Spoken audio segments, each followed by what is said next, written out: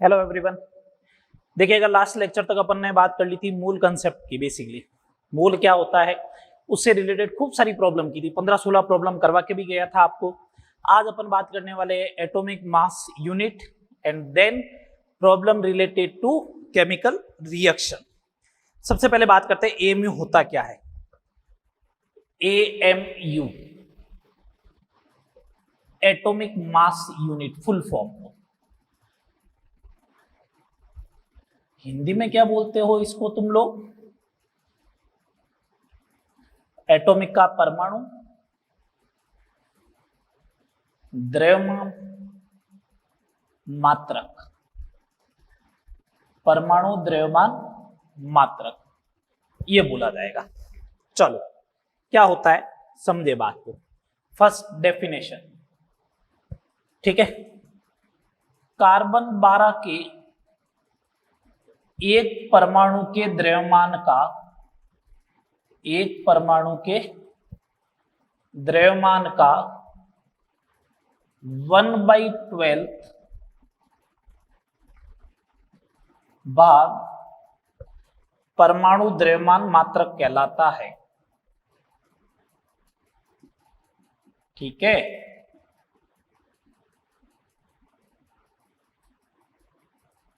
Carbon 12 के एक परमाणु के द्रव्यमान का, कार्बन 12 के एक परमाणु के द्रव्यमान का 1/12 भाग परमाणु द्रव्यमान मात्रक कहलाता है। Means 1 AMU is equal to 1/12 into C12 के एक परमाणु का द्रव्यमान। यही बात हुई? हाँ सर यही बात है। तो देखो इधर कार्बन 12 के एक परमाणु का द्रव्यमान मैं कैलकुलेट कर लेता हूं। मैंने कहा Na परमाणु होते हैं कार्बन 12 के, तो उसका द्रव्यमान कितना होता है? Na मतलब एक मोल, एक मोल का मतलब एटॉमिक वेट और यूनिट क्या लगानी? ग्राम, तो 12 ग्राम। तो एक परमाणु का द्रव्यमान कितना हो जाएगा? 12/Na और ये ग्राम। ये आ गया एक परमाणु का द्रव्यमान। इसको कहां पे पुट करना है? इस वाली इक्वेशन में पुट कर दो। तो 1 AMU is equal to 1/12 into 12/Na और ये ग्राम। 12 से 12 cancel, 1 AMU is equal to 1/Na gram. Na की वैल्यू पुट करोगे तो 1.67 इंटू 10⁻⁻24 ग्राम ये आ जाएगा। तो 1 AMU is equal to 1/Na gram होगा, 1 AMU is equal to 1/Na gram होगा, या फिर 1.67 इंटू 10⁻⁻24 ग्राम होगा। ये होगा 1 AMU बेसिकली बोले तो। बात समझ में आ रही है? चले आगे, अब समझे बात, अब समझना आगे बात को। ये तो AMU की बात हो गई। अब मैं आपको कुछ एक बात और बताना जा रहा हूं। आपने कहा कार्बन 12 के एक परमाणु का द्रव्यमान कितना है? कार्बन 12 के एक परमाणु का द्रव्यमान कितना है? मैंने कैलकुलेट किया था ना ये अलग से। ये देखो, ये रहा 12/Na और ग्राम। एक बात बताओ, ये ग्राम अपॉन Na बन गया, ये देखो।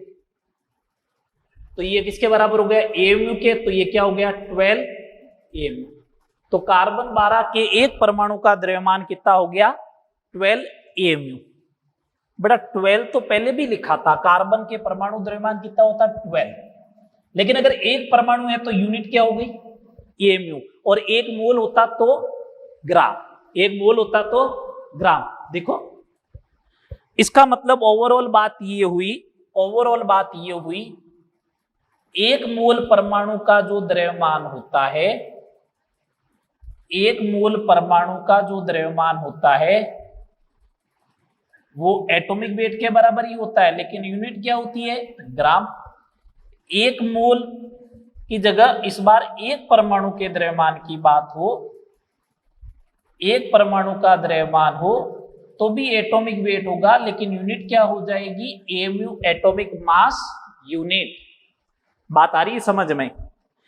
ठीक है, अब समझो बात को, अब समझना बात को। तो एग्जाम्पल लिया, जैसे मैंने, मेरे को बोला गया एक मोल ऐसा बोल दिया, जैसे मान लो कैल्शियम है, कैल्शियम परमाणु का द्रव्यमान। तो मैं क्या करूंगा, एक मोल है तो एटॉमिक वेट 40 और पीछे यूनिट ग्राम। मेरे को बोले एक कैल्शियम परमाणु का द्रव्यमान कितना होगा, एक कैल्शियम परमाणु का द्रव्यमान कितना होगा 40 और यूनिट क्या आ जाएगी एम, क्या आ जाएगी 40 एम। बात क्लियर। एक मोल कैल्शियम परमाणु का द्रव्यमान 40 ग्राम, एक कैल्शियम परमाणु का द्रव्यमान 40 एम। ओके, बात क्लियर सारी, कोई डाउट है तो बोलो, नहीं। चलो अब इसके ऊपर क्वेश्चन देखते हैं, अब इसके ऊपर क्वेश्चन देखते हैं। क्वेश्चन से पहले मैं एक और पॉइंट बता रहा हूं, ध्यान रहे। ग्राम के बाद में कभी भी परमाणु लिखा हुआ हो, ग्राम के बाद में कभी भी अणु लिखा हुआ हो, ग्राम के बाद में कभी भी आयन लिखा हुआ हो, इसका मतलब ये मोल ही होते हैं। ये सारे क्या होते हैं, मोल के बराबर होते हैं। ग्राम परमाणु, ग्राम अणु या ग्राम आयन। क्यों, यूनिट क्या लग रही है, ग्राम लग रही है मोल की। अरे बात समझ में, ग्राम परमाणु बोलो, ग्राम अणु बोलो, ग्राम आयन, वो किसके बराबर होगा, मोल्स के बराबर होगा। चलिएगा अब इसके ऊपर क्वेश्चन देखते हैं अपन, एएमयू से रिलेटेड।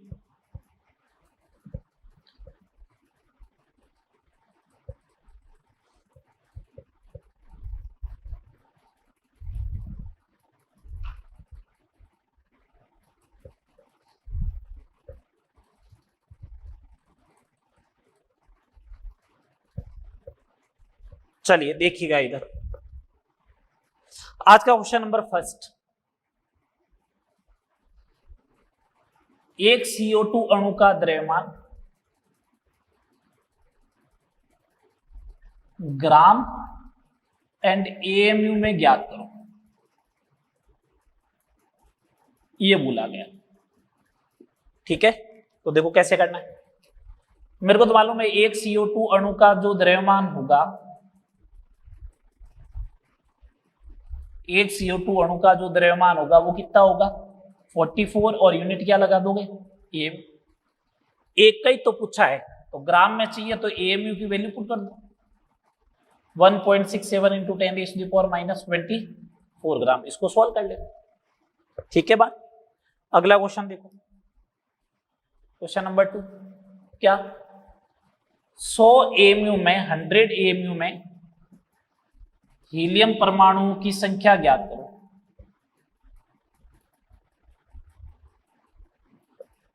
हीलियम परमाणुओं की संख्या ज्ञात करो। सिंपल सा क्वेश्चन है। अगर हीलियम का एक परमाणु होता, एक हीलियम परमाणु होता तो कितना एएमयू होता, 4 एएमयू। उल्टा रिवर्ट कर लो क्वेश्चन को, 4 एएमयू बराबर 1 हीलियम परमाणु। 1 AMU is equal to 1/4 helium परमाणु, और 100 AMU means 1/4 into 100 is equal to 25 परमाणु। ठीक है, चले आगे। Next third number question. Third number question ऐसा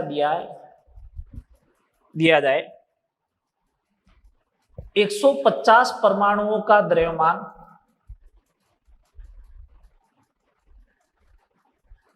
9000 एएमयू है, 240 ग्राम में परमाणुओं के मूलों की संख्या ज्ञात करो।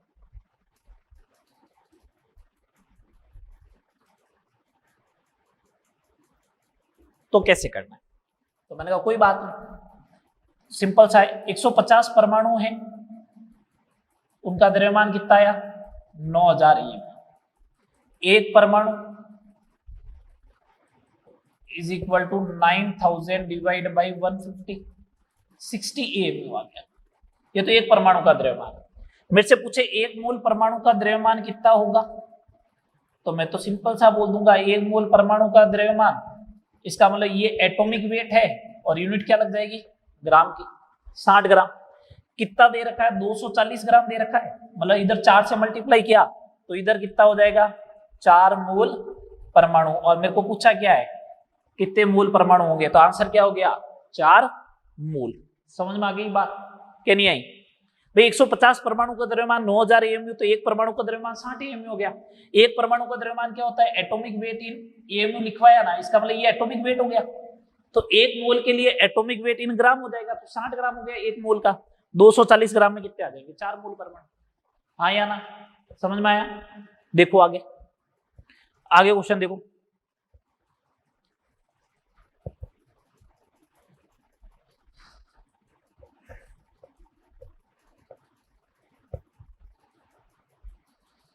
अगला क्वेश्चन देखो,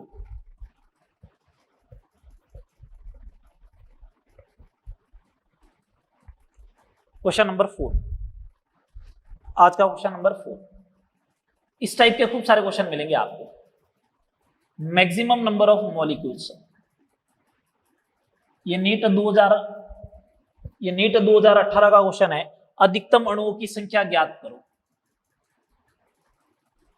अधिकतम अणुओं की संख्या किसमें होगी? जल के अधिकतम अणुओं की संख्या, ऑप्शन देखे 0.00224 लीटर H2O, वाटर वेपर लिखा था, H2O भी नहीं, एट NTP। दूसरा option 1.8 gram H2। Third option 18 ml water. और fourth option 3 × 10⁻23 molecules of H2। ये दे रहे, ठीक है। कैलकुलेट करें, कैलकुलेट करें तो वाटर वेपर है, गैस दे रखा है, एनटीपी दे रखा है। इसका मतलब मोल कैलकुलेट करने का सीधा तरीका 22.4 लीटर से डिवाइड कर दूं तो इसका मतलब मोल आ जाएंगे कितने? 10⁻⁻4 मोल। पहले मोल कैलकुलेट करो, इसमें 0.1 मोल। अब तो मोल डायरेक्ट कैलकुलेट करना आएगा ना, अपने इतने सारे क्वेश्चन कर लिए। 18 से डिवाइड करना, मैंने बोला ना 18 ml बोलो या 18 ग्राम एक ही बात है। 18 ग्राम बोलते ही ये 1 मोल हो गया, हाँ या ना? हो गया 1 मोल। चलो आगे बढ़ो, इसका कितना मोल हो गया? 0.5 मोल हो गया। ये लो, सारी बात हो गई, हो गई सारी बात, हो गया सारी बात हो गई सारी। देखो आगे, अब देखो अगर मेरे को मॉलिक्यूल कैलकुलेट करना तो Na से डिवाइड करना, Na से डिवाइड करना, Na से सॉरी मल्टीप्लाई करना, Na का मल्टीप्लाई, Na का मल्टीप्लाई, Na का मल्टीप्लाई, Na का मल्टीप्लाई। तो Na तो सब में कॉमन है ना, जिसके मोल ज्यादा होंगे उसके अणु भी ज्यादा होंगे। तो अणु ज्यादा किसके है? अणु ज्यादा किसके आएंगे? जिसके मोल ज्यादा होंगे, सी। ये नीट 2018 का क्वेश्चन है, सी आंसर आ जाएगा इसका। इसी टाइप का क्वेश्चन एक और देखे, ये तो अणु का था, मैं अब पूछ रहा हूं मैक्सिमम नंबर ऑफ एटम किसमें होंगे। ऑप्शन क्या दिए? ऑप्शन क्या दिए? ऐसे दे दिया, ऐसे दिया 16 ग्राम ऑक्सीजन। चल अगला 3 ग्राम हाइड्रोजन। थर्ड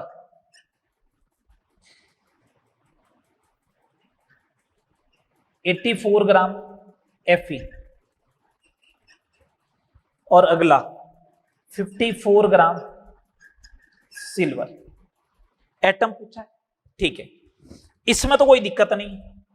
ये 1.5 मोल आ गया और ये कितना मोल आ गया? Half mole. कैसे? 54 डिवाइड बाई 108, 84 डिवाइड बाई 56। इनमें दिक्कत है क्या माने? ऑक्सीजन को O2 माने सर के या O माने?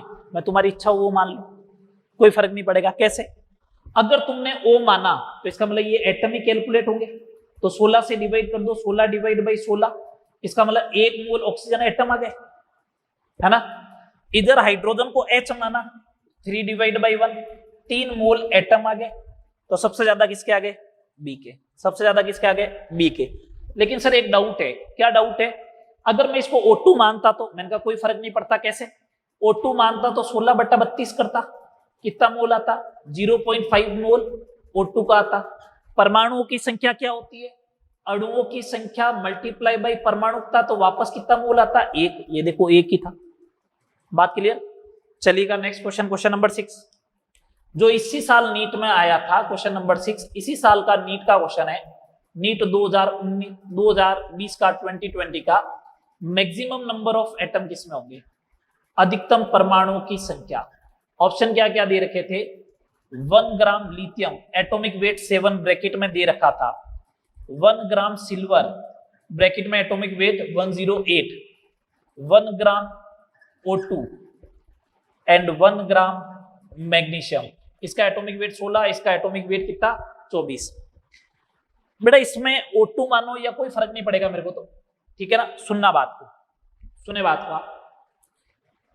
जब मास सबका सेम दे रखा है तो मेरे को नंबर ऑफ एटम कैलकुलेट करना है या मोल कैलकुलेट करना है, तो मास अपॉन एटॉमिक वेट या नंबर ऑफ मोल का फॉर्मूला होगा। अगर मास कांस्टेंट है तो जिसका एटॉमिक वेट ज्यादा होगा उसका मोल कम हो जाएगा, जिसका एटॉमिक वेट ज्यादा होगा उसका मोल कम हो जाएगा, और जिसका एटॉमिक वेट कम होगा उसका मोल ज्यादा होगा। इसका एटॉमिक वेट था 7, इसका 108, इसका 16, इसका 24। सबसे कम एटॉमिक वेट किसका? लिथियम का। एटॉमिक वेट कम तो इसका मोल ज्यादा, मोल ज्यादा तो इसके एटम भी ज्यादा। समझ में आ गई बात? ये सारी बात होगी अपनी एएमयू से रिलेटेड और मोल से रिलेटेड। अभी तक जितने भी पढ़े सब कुछ देख लिए, 6 क्वेश्चन और करवा दिए मैंने, ठीक है। चलो अब आगे जल्दी से बढ़ो।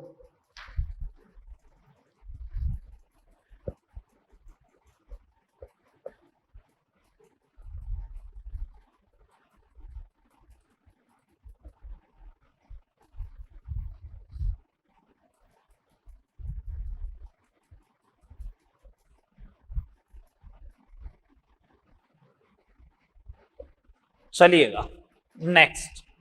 अब अपनी हेडिंग ये है प्रॉब्लम्स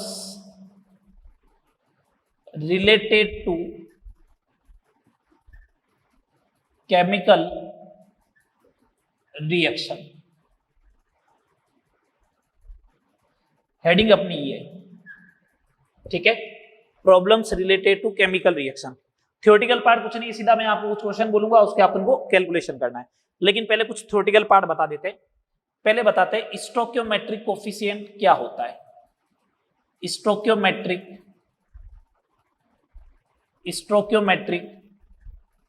कोफिशिएंट क्या होगा? हिंदी में बोलते हैं इसको, प्योर हिंदी में रस समीकरण मितीय गुणांक। देखो हिंदी कितनी टफ आ रही है यहाँ पे, है ना। रस समीकरण मितीय गुणांक क्या डेफिनेशन होती है? क्या डेफिनेशन होती है? कुछ पॉइंट बना बना के बोल रहा हूं। किसी संतुलित रासायनिक अभिक्रिया में, किसी संतुलित रासायनिक अभिक्रिया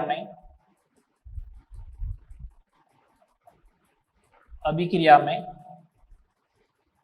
क्रियाकारक एवं उत्पाद के गुणांक को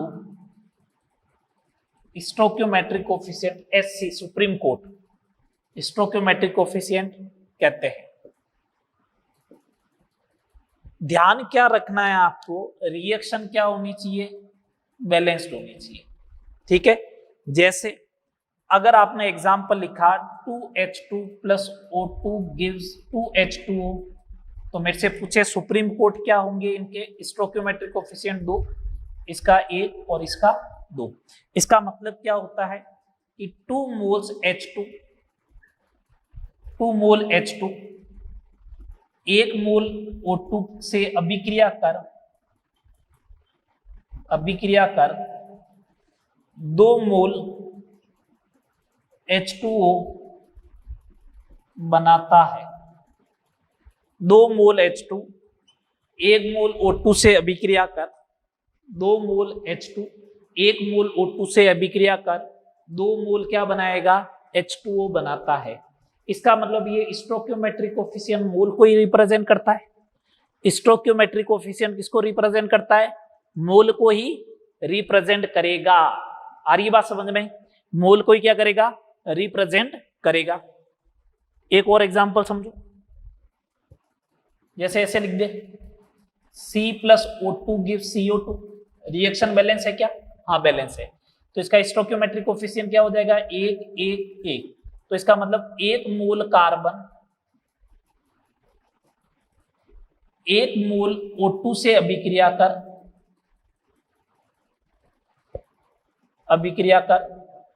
1 मोल CO2 बनाता है। 1 मोल कार्बन 1 मोल O2 से अभिक्रिया कर 1 मोल क्या बनाएगा? CO2 बनाएगा। समझ में आ रही है बात? ये कोई डाउट है तो बोलो। नहीं। एक मैं आपको इन जनरल बोल रहा हूं, अगर जैसे सपोज करें ये एक रिएक्शन है N1A plus N2B gives N3C plus N4D, तो ये बैलेंस है। कैसी रिएक्शन है? बैलेंस्ड है, संतुलित अभिक्रिया है। ठीक है, तो इसके लिए हमेशा ये लगेगा mole of A divide by उसका स्टोइकियोमेट्रिक कोफिशिएंट N1। ये किसके बराबर होगा?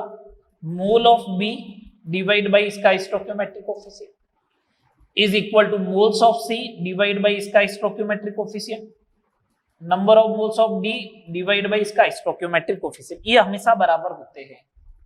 मैं प्रूव करके बता दूं आपको। इसका मतलब था एक मोल कार्बन, तो ये एक इस डिवाइड बाई 1 डिवाइड बाई 1 कितना आया? 1। एक मोल ऑक्सीजन 1 डिवाइड बाई इसका स्टोइकियोमेट्रिक कोफिशिएंट भी 1 डिवाइड बाई 1 ही आएंगे ये सब। तो इसका मतलब ये बराबर होना चाहिए। इसको ध्यान में रखना है, इसको ध्यान में रखना है, बस ये ध्यान में रख लोगे तो अपना काम चल जाएगा। चलो, ये तो मैंने आपको स्टोइकियोमेट्रिक कोफिशिएंट के बारे में इंफॉर्मेशन दे दी। अब अपन बात करते हैं problems related to chemical reaction. मैं कुछ केस बना बना के बता रहा हूं आपको, बस आपको तो समझना है कि इस केस का क्वेश्चन आ गया, बस काम चल गया आपका।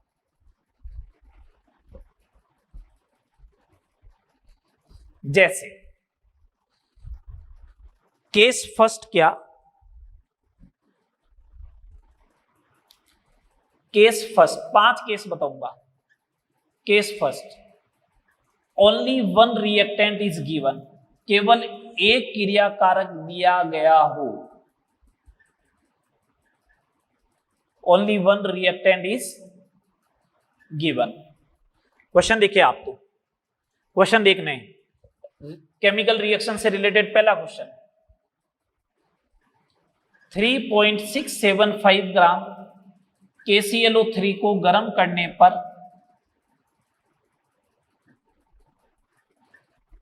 कितने ग्राम ऑक्सीजन उत्पन्न होगी? ये क्वेश्चन था अपने पास। ठीक है, ये क्वेश्चन है। तो देखो सिंपल सा क्वेश्चन है, KClO3 है, इसको गर्म किया तो एक तो बनेगा KCl और एक बनेगा O2। रिएक्शन बैलेंस करो, ये हो गई बैलेंस। तो पहले चेक कर लो रिएक्टेंट एक ही तो है, हाँ एक ही। इसका मतलब केस फर्स्ट लगेगा क्या? बिल्कुल लगेगा था। अब सुने आगे बात।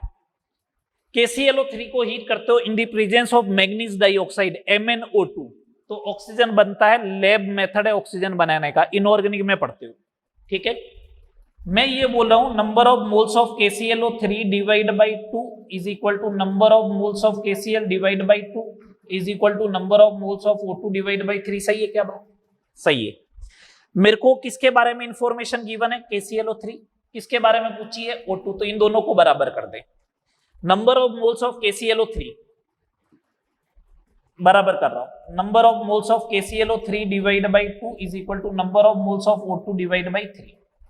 मेरे को कैलकुलेट क्या करना है? O2 के बारे में बात पूछी गई है, तो 3/2 into number of moles of KClO3 3.675 divide by 22.5, 3/2 into 0.3, 0.9 divide by 2, इसका मतलब 0.45 मोल आ जाएगा। कितना आ जाएगा?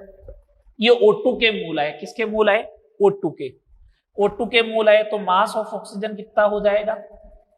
ऑक्सीजन का द्रव्यमान कितना हो जाएगा? 0.5445 इंटू 32, कितना हो जाएगा? 14.4 ग्राम। कितना हो जाएगा? 14.4 ग्राम। बस सिंपल सा देखो, रिलेशन लगाया, आंसर आ गया। एक क्वेश्चन और देखें, क्वेश्चन नंबर 2। क्वेश्चन नंबर 2 ऐसा है, आपको ये रिएक्शन दे रखी है, 5A कन्वर्ट हो रहा है 2B प्लस 6C। एक ही तो रिएक्टेंट है तो लग जाएगा। C के 0.3 मोल उत्पन्न करने के लिए A के कितने मोल की आवश्यकता होगी? कितने मोल की आवश्यकता होगी, ये क्वेश्चन पूछा है, ये क्वेश्चन आपसे पूछा गया, बहुत सिंपल सा है। अगर ये चीज पूछी गई है तो सिंपल सा मैं ऐसा लगा दूं, एन ए डिवाइड बाई 5, ए और सी के बारे में रिलेशन है तो एन सी बाई 6, तो N A is equal to 5/6 into N C is equal to 0.3, यही तो बात हुई। 5/20, 1/4, 0.25, बोलो हाँ या ना, समझ में आया? चलो आगे बात करते हैं, केस सेकंड लेते हैं। केस सेकंड, हर केस के ऊपर 2-2, 3-3 प्रॉब्लम करेंगे।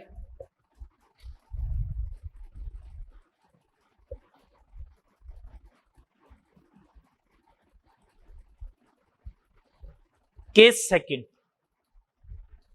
केस सेकंड,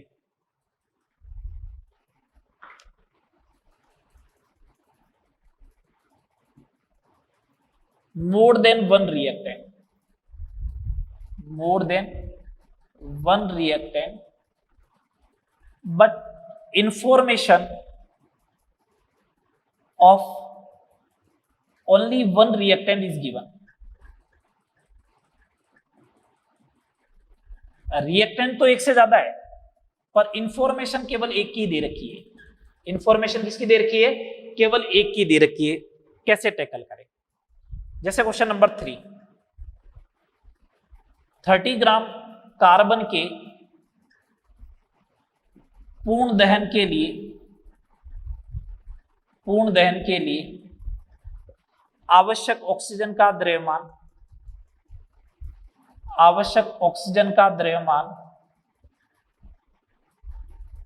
एवं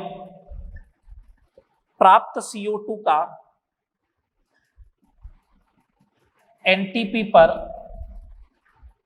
आयतन ज्ञात करो।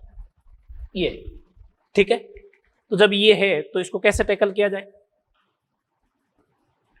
मैंने कहा C+O2 गिव CO2, ये लो बन गया C+O2 कन्वर्ट CO2। चलो, number of moles of carbon divide by 1 is equal to number of moles of O2 divide by 1 is equal to number of moles of CO2 divide by 1। यही तो बात हुई।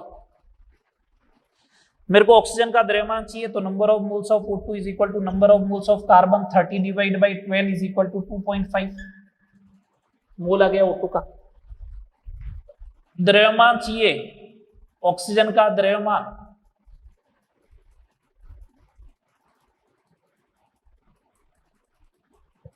तो 2.5 into 32 कर दो, 80 ग्राम आ जाएगा। ये लो। CO2 का वॉल्यूम चाहिए तो CO2 के मोल भी तो बराबर ही होंगे। CO2 के मोल भी कितने होंगे? 2.5। तो CO2 का एनटीपी पर द्रव्यमान, एनटीपी पर आयतन कितना होगा? तो आयतन हो जाएगा 2.5 इंटू 22.4 लीटर, 56 लीटर। बोलो हाँ या ना? समझ में आया क्वेश्चन? इस टाइप के आपको क्वेश्चन टैकल करना है। ठीक है। क्वेश्चन आइडेंटिफाई करना जरूरी है सबसे पहले कि आइडेंटिफाई कौन सा होगा, फर्स्ट कैटेगरी में होगा या सेकंड कैटेगरी में होगा। चलिए एक क्वेश्चन और लिखे, जल्दी से लिखो। देखो,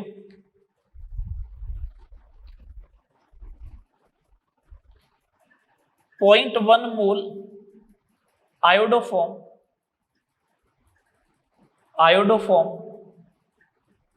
की आधिक्य Ag से अभिक्रिया करवाने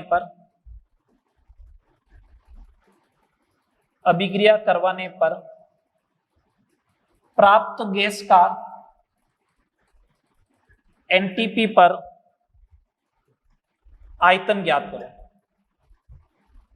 आयतन ज्ञात करो। इसमें सबसे बड़ा टास्क ये रिएक्शन लिखना।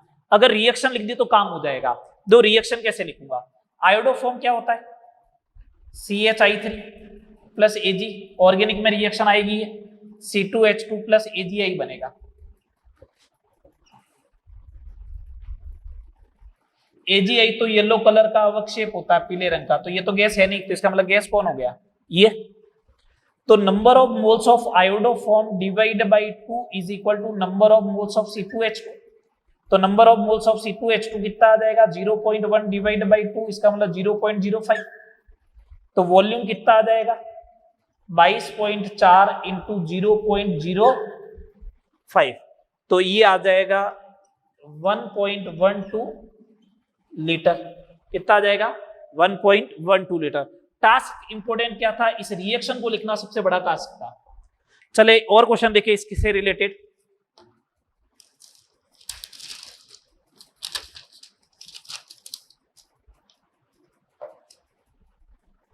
थोड़ा सा अच्छा क्वेश्चन इस बार।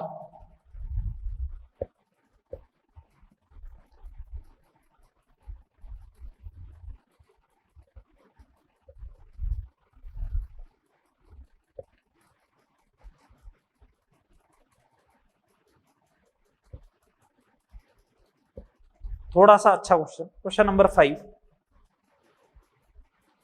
ऐसा क्वेश्चन दिया 45 ग्राम एथेन के पूर्ण दहन के लिए एनटीपी पर वायु का कितना आयतन आवश्यक होगा यदि वायु में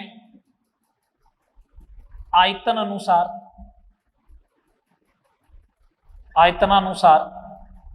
20% ऑक्सीजन है। यह अच्छा क्वेश्चन है,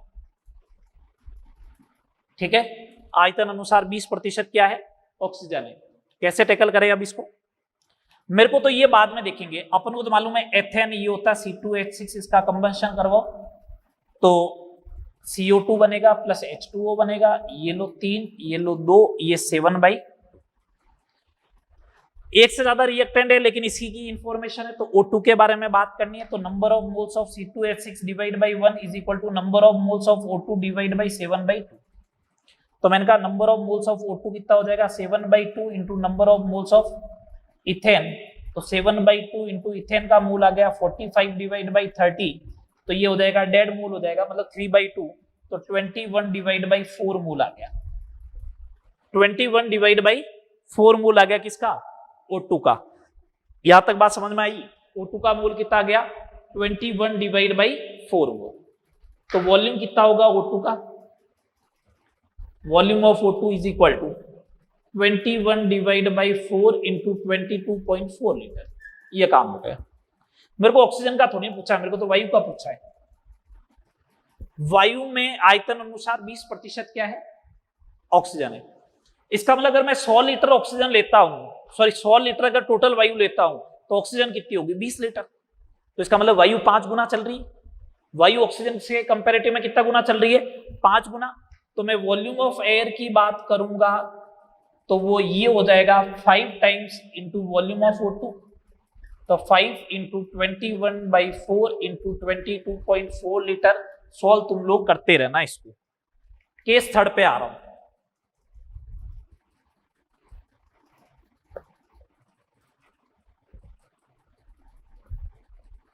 case third,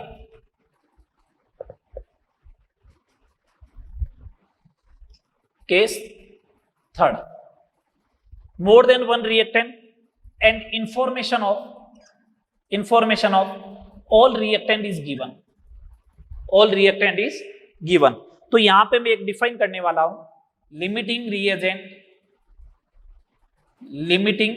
reagent LR। Hindi में इसको बोलते हैं सीमांत अभिकर्मक। क्या बोलोगे सीमांत अभिकर्मक, क्या बोलेंगे सीमांत अभिकर्मक। क्या होता है देखते हैं डेफिनेशन। वह क्रियाकारक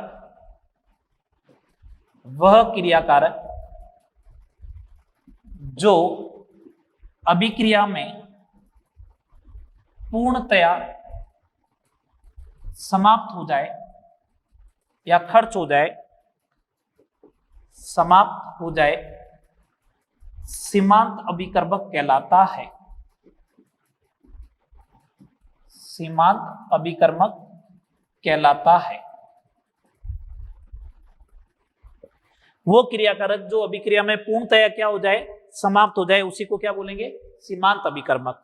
कंडीशन क्या है, आप पहचानोगे कैसे, दो से ज्यादा अगर दे रखे तो पहचानोगे कैसे, तो आपको तो ये करना है number of moles divide by stoichiometric coefficient mean supreme code, जिसके लिए मिनिमम होगा, न्यूनतम होगा, वही आपके लिए क्या होगा, लिमिटिंग रिएजेंट एलआर होगा, वही क्या होगा, लिमिटिंग रिएजेंट एलआर होगा।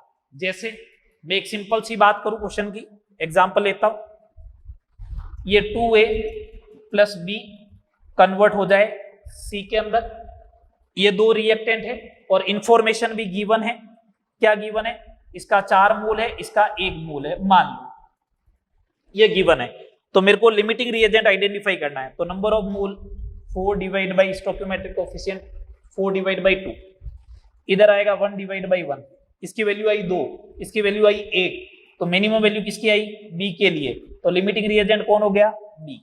ध्यान रखना लिमिटिंग रिएजेंट क्रिया कारक में से होगा, सीमांत अभिकर्मक किस में से होगा, क्रिया कारक में से होगा, उत्पाद में से मत दे देना, ठीक है बात, बोलो हाँ या ना, ठीक है। अब समझे आगे क्वेश्चन को, क्वेश्चन नंबर 6, मेरे को एक रिएक्शन दे रखी है 2a प्लस बी कन्वर्ट हुआ सी, इसके मोल दे रखे हैं, इसके मोल दिए मेरे को 8 मोल और इसके मोल दिए 5 मोल, बोला सी के मोल कितने बनेंगे, सी के मोल कितने बनेंगे, ये मेरे को दे रखा है, तो कैसे टैकल करें, तो देखो केस पहचानो पहले, दो क्रिया कारक दे रखे हैं और दोनों की इंफॉर्मेशन दे रखी है, तो सही बात है थर्ड केस लगेगा। Limiting reagent 8/2 5/1, limiting reagent is a, तो इसका मतलब ये तो कंप्लीटली कंज्यूम होगा, तो ए के शेष मोल कितने बचेंगे बताओ, देखे 0 बचेगा ना, पूर्णतः खत्म हो गया। अब देखो ये Na divide by 2 is equal to Nb divide by 1 is equal to Nc divide by 1, ये एप्लीकेबल होगा, तो B के कितने मोल खत्म हुए वो आएंगे, C के कितने मोल बने वो आएंगे, तो B के कितने मोल बने, कितने खत्म हुए, Na डिवाइड बाई 2 8/2, 4 मोल खत्म हो गए, 4 मोल B के खत्म हो गए, तो B के शेष मोल कितने रहे, 5 थे, 4 खत्म हो गए, तो पीछे आ गया 1। NC is equal to Na by 2 4, तो C के कितने मोल बनेंगे, C के मोल बनेंगे कितने 4, समझ में आया। एक दो एग्जांपल जल्दी से और दे,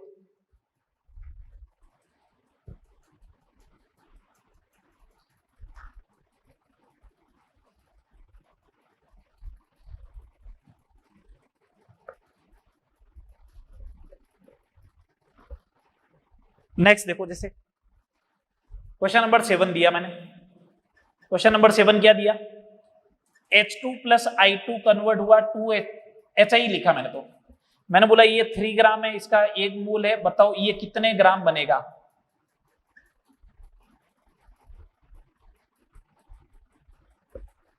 तो पहली बात तो रिएक्शन बैलेंस नहीं है, बैलेंस करो, ये लो, ये 3 मोल में कन्वर्ट करो इसको, 3 मोल को 1.5 मोल हो जाएगा, तो 1.5 divide by 1, 1 divide by 1, limiting reagent कौन होगा, I2, लिमिटिंग रिएजेंट कौन होगा, I2, इसका मतलब I2 का तो पूरा 1 मोल खत्म हो गई होगा, 1 मोल खत्म होगा, तो मैं ऐसा लिख दूं number of moles of I2 is equal to number of moles of HI divide by 2, तो number of moles of HI is equal to 2 times number of moles of I2, I2 के मोल कितने 1, तो ये आ गया 2 मोल HI बनेगा, तो HI का द्रव्यमान कितना होगा, 1 मोल का द्रव्यमान कितना होता है 128 इंटू 2 256 ग्राम, ठीक है बात। एक लास्ट क्वेश्चन और देखो, 100 ग्राम H2, ये नीट में क्वेश्चन आ चुका है, 100 ग्राम H2 एवं 100 ग्राम O2 से कितना H2O बनेगा,